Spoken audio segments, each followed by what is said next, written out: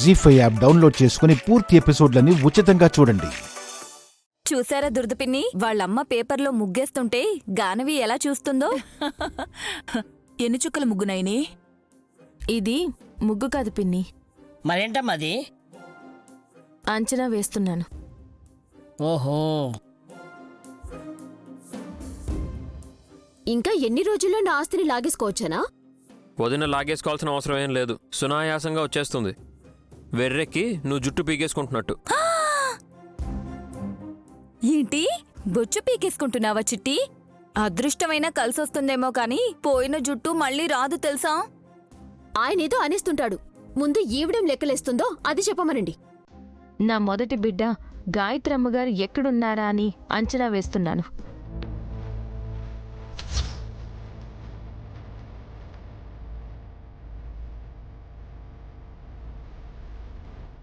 ఏంటి మమ్మీ, స్వామి చెప్పినట్టే చెప్తుంది నాయని? ఏ స్వామి చెప్పారు బావగారు? మా వల్లభా, నువ్వాగు. ఏంటి నైని, నువ్వు మాత్రమే స్వాముల్ని, యోగుల్ని, మహానుభావుల్ని కలుస్తూ ఉంటావా? మేం కలవకూడదా? నీకు దారి చూపించినట్టే మాకు కూడా చూపిస్తారు. దారి కాదు, ఏరు చూపిస్తారు. ఎందుకు? అందులో దూకడానికి. హాసిని, నువ్వు జోక్ చేయడం కామన్. ఈసారి నయని తమాషా చేస్తుంటే ఆశ్చర్యంగా ఉంది. అవునతయ్య, గానవికైతే డిఎన్ఏ టెస్ట్ చేయించి తన బిడ్డ అని నిరూపించుకోగలిగింది, కానీ గాయత్రత్తయ్య పలానా చోట ఉందని ఎలా అంచనా వేస్తుంది?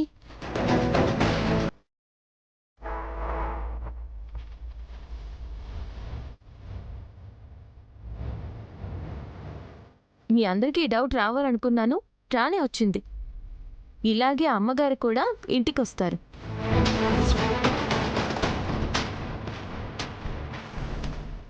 ఓ, మొన్నేదో అనాథ పిల్ల వచ్చి వెళ్ళినట్టు అనుకున్నావా? పునర్జన్మ ఎత్తిన గాయత్రి అంటే రావడం అంటే. పెద్దమ్మ వస్తే నైని వదిన ఎందుకు పంపిస్తుంది? విశాలాక్షి వచ్చి సంచిలో నగ అన్నట్లా నింపేసుకుని పోయిందని అన్నారు కదా. అలా ఇంకెవరో చిన్నపిల్లని ఎత్తుకొచ్చి మీ పెద్ద బిడ్డ ఈ పాపే అని చెప్పి ఉన్నది బూడ్చుకెళ్ళిపోతారు.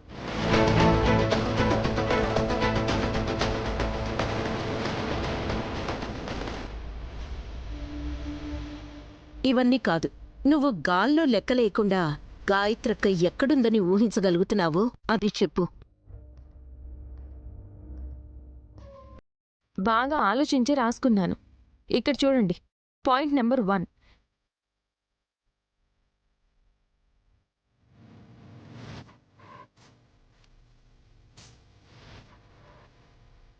సెప్టెంబర్ 1వ తేదీ అంటే 3వ రోజు Vinayaka Chavithi.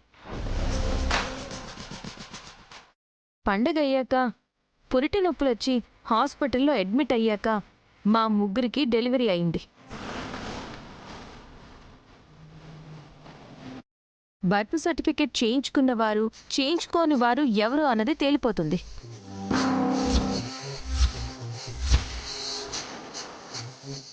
Point number 2. Hospital నుంచి ఎత్తుకుపోయారంటే అర్ధరాత్రి పూట హాస్పిటల్ చుట్టుపక్కల వెళ్లిన వెహికల్స్ ఎక్కడో ఒకచోట సీసీ కెమెరాలో రికార్డ్ అయి ఉంటాయి.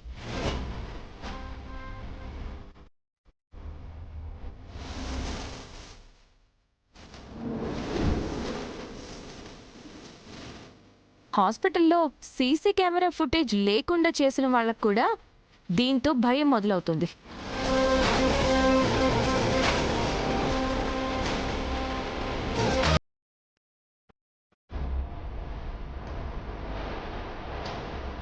Point number 3. బిడ్డ దొరికిందని ఎక్కడా వార్త రాలేదంటే గాయత్రమ్మగారు ఈ సిటీలోనే ఉంటారు. ఖచ్చితంగా గానవి పాపలాగే వయసు, ఎత్తు, బరువు ఇలాగే ఉండొచ్చు. ఇలా ఉండే పిల్లల్ని ఫిల్టర్ చేయడం పెద్ద కష్టమేం కాదు.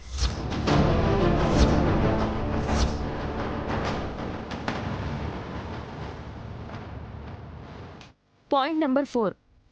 అనుమానం ఉన్న పసిపాపల్ని తీసుకొచ్చి తిలోత్తమత్తయ్య చేతిలో పెడితే చాలు నా కూతురా కాదా అన్నది తేలిపోతుంది.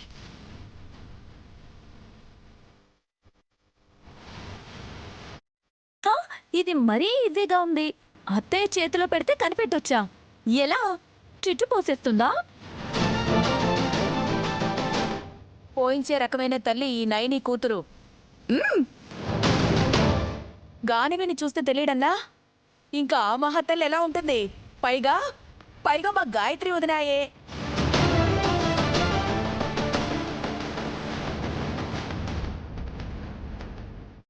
ఎలా ఉన్నాయి అత్తయ్య పాయింట్స్? నా అంచనా కరెక్టేనా? ముమ్మాటికి నిజమే అనిపిస్తున్నాయి నైని. సంటి పిల్లల్ని ఎత్తుకొని ఆ పని ఈ పని చేయడంతోనే సరిపోతుందనుకున్నాను, కానీ ఇంత బాగా ఆలోచిస్తావనుకోలేదు.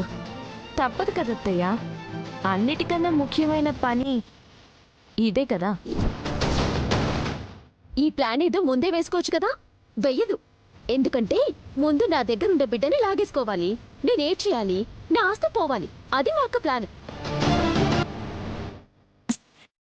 ఎందుకు ఎప్పుడు నెగిటివ్ గానే ఆలోచిస్తుంటావు? Sofa set, TV set, dinner set, makeup set, ఇలా ఎన్నున్నా తనకి మైండ్ సెట్ బాగాలేకపోతే లైఫ్లో సెట్ అవ్వలేదు. ఇది చేసుకో మా ముందు. మనకి గొడవలు ఎందుకండి? గమ్మునుంటే పోలే. All the best Nayani. నేను చెయ్యబను. గాయత్రమ్మ గారే మీ చేయి పడతారు. కాస్త ఓపిక పట్టండి.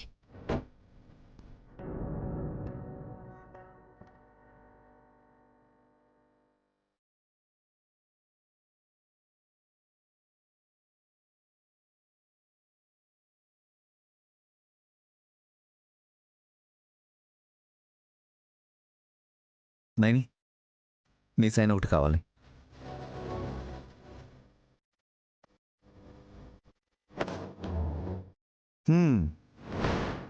మొత్తం చదివితే గాని సంతకం పెట్టరా మేడం? కట్టుకున్నవాడైనా సరే కంపెనీ పెట్టుకున్నాడంటే వ్యవహారాల్లో ఆచితూచి అడుగు వేయాలి బాబుగారు. కరెక్ట్గానే ఉంది, సంతకం పెడుతున్నాను.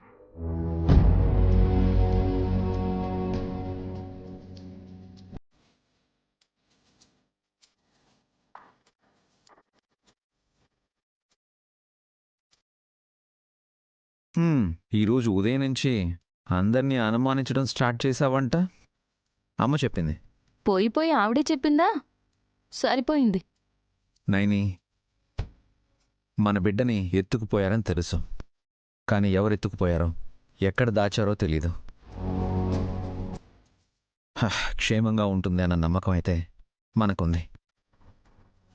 నువ్వేమో బాగా తెలిసిన వాళ్లే నా బిడ్డని నాకు దూరం చేశారని అంటున్నావంట.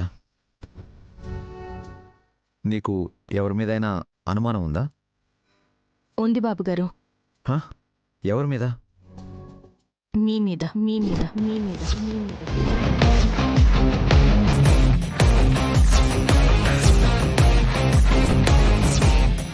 జీ5 యాప్ డౌన్లోడ్ చేసి అన్ని ఎపిసోడ్స్ పూర్తి ఉచితంగా చూడండి.